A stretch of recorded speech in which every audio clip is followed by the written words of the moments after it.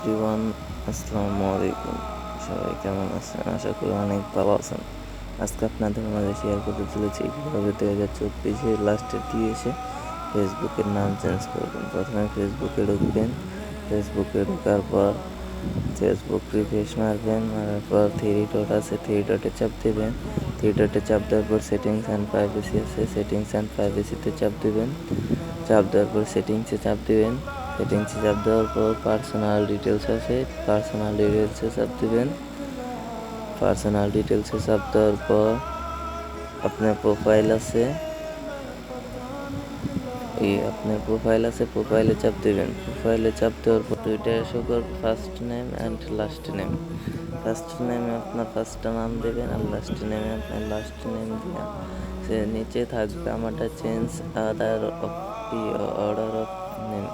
আপনার জায়গায় থাকবো সেভ চেঞ্জ। আপনি সেভ চেঞ্জে চাপ দিবেন। চাপ দিলে আপনার নাম চেঞ্জ হয়ে যাবে।